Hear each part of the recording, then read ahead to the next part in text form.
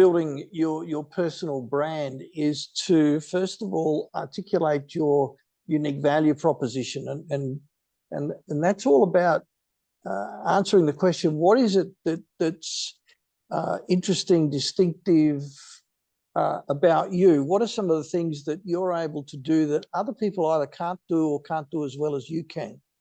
And that's a critical element, because when a job advertisement or when an opportunity attracts 50, 100, 200 candidates, even at senior level, that's the kind of magic of your resume is how do you as an individual impact the organization? What are the issues, challenges, pain points, and opportunities that are facing the organizations that you want to work in, and how are you able to address those pain points and help organizations capitalize on challenges, on opportunities, and identify opportunities that other people perhaps can't do or can't do as well as you can.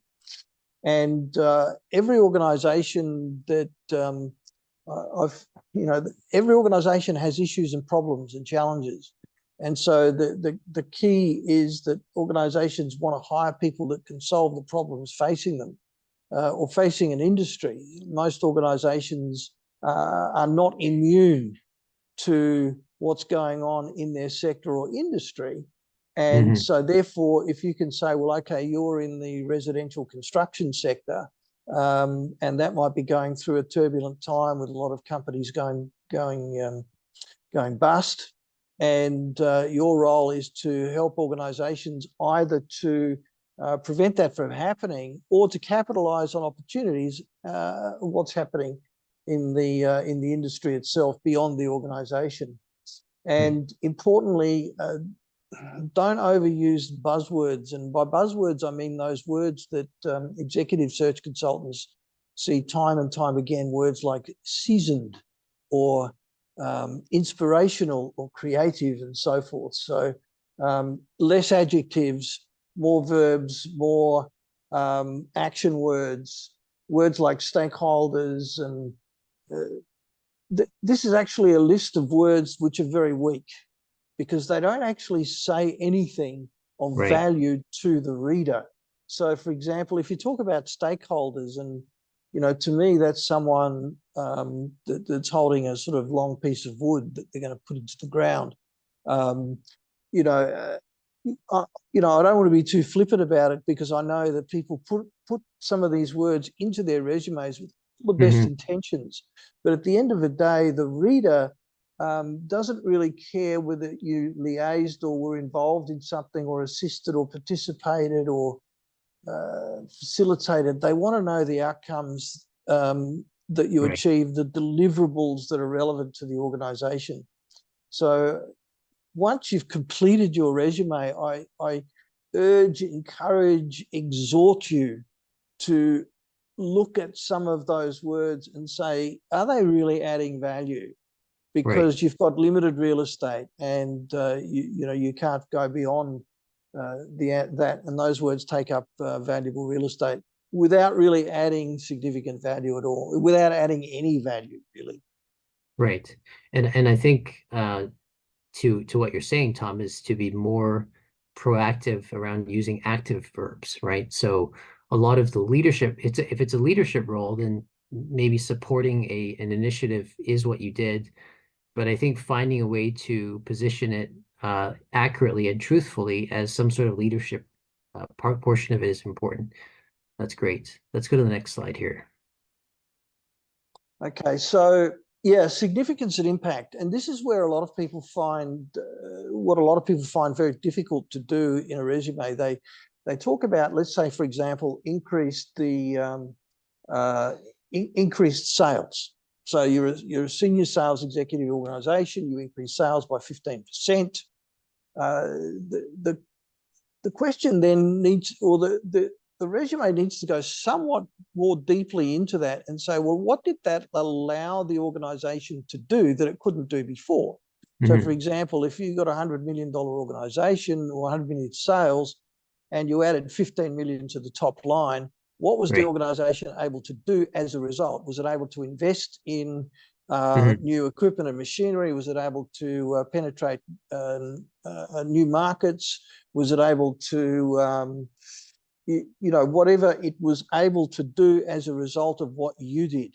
And so you are providing the reader with evidence that you have a strategic perspective, not just reducing costs, increasing sales, improving. So, for example, if you improved employee retention, so employee retention was or employee turnover was like 20%, Mhm. and in the space of 18 months, you reduced that to 4%. And the question is, well, so what difference did that make to the organization? It reduced its recruitment costs and training costs. Mhm.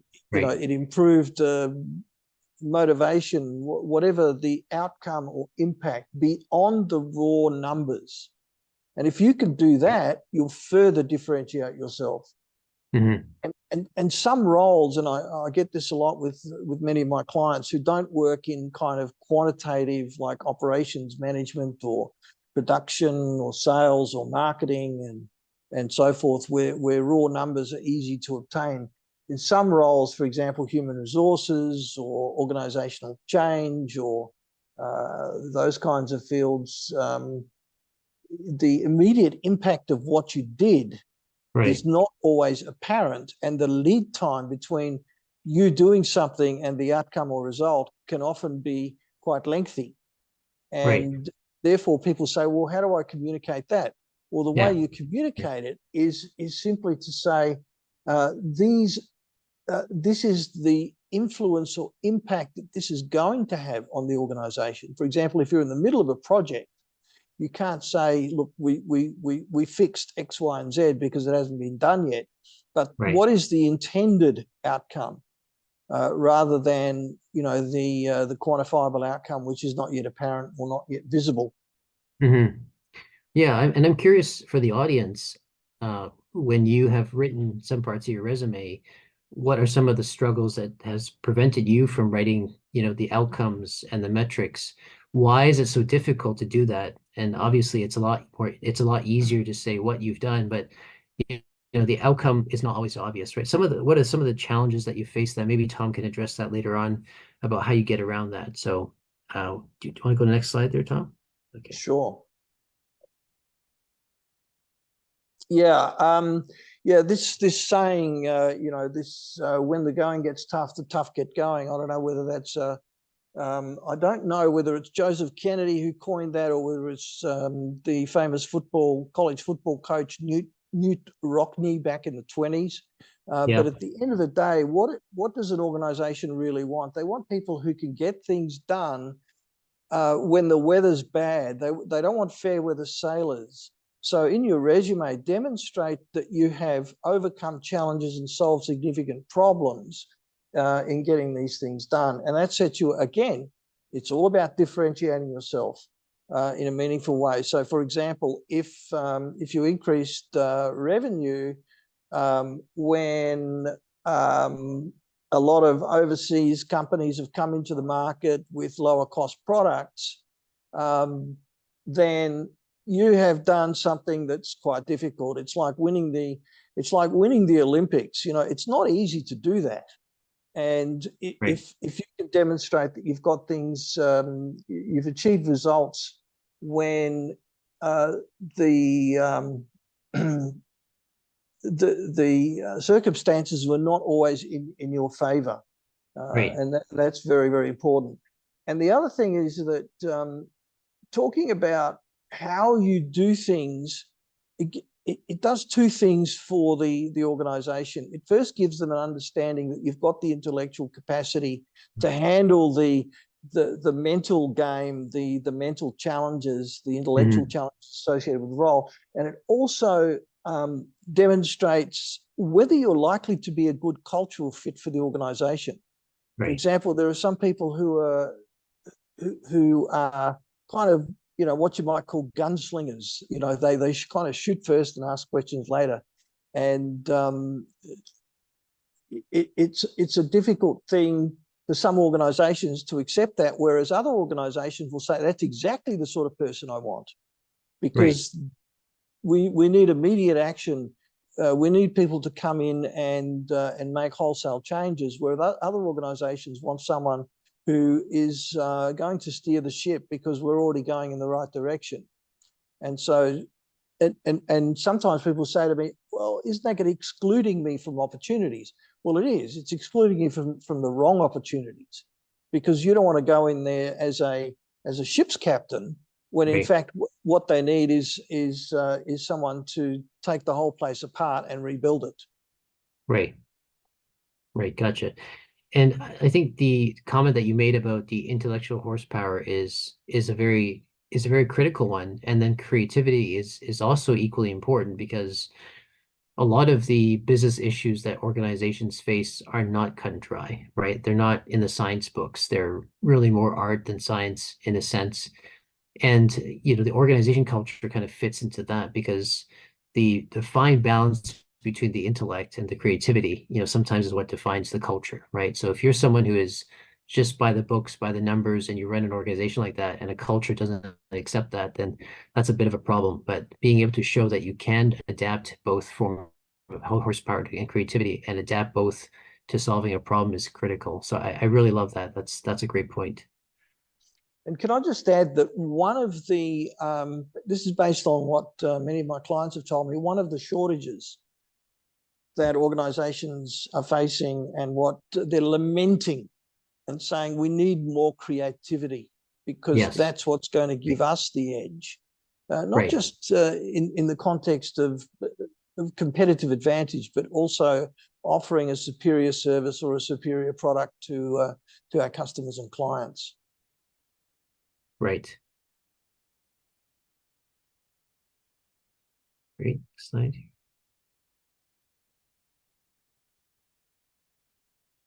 Yeah, accountabilities and achievements.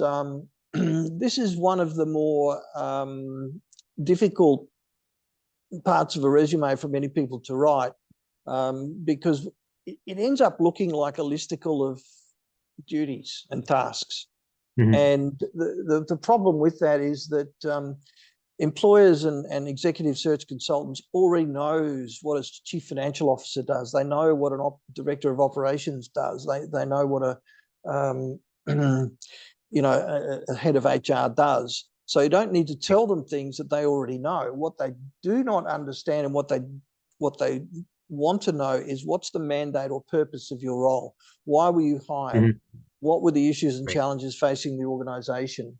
And when explaining your responsibilities, talk about the 3, 4, 5 priorities of the job, so that you came in, the organization was suffering, let's say, from high employee turnover, out of control costs, and your priorities were to reduce the turnover rate to an acceptable level, to a certain level, to reduce the cost base of the organization, to find alternate suppliers, and so on and so forth. So they're the 3 or 4 things that were critical to the organization that you were engaged or hired to address. And they want to know what you did, how you did it. And people come to me and say, well, should I not leave that alone until the interview? And my response is always, well, you've got to get an interview first. Yeah, absolutely. And by saying, well, I reduced costs by 10% by streamlining the production process and re-engineering X, Y, and Z, whatever you did, how you did it is as important as what you did, and then what was the impact and benefits. And of course, if there were significant challenges in something that you accomplished, then point that out to the reader, because that's going to set you apart. For example, if you reduce, a lot of organizations offshore. They offshore a lot of routine procedural things, production, processing, whatnot, call centers to lower cost countries. So if you're a German company, American company, French company, you might go to a lower cost country to offshore some of these things. Now, everyone does that. Right. That's not interesting.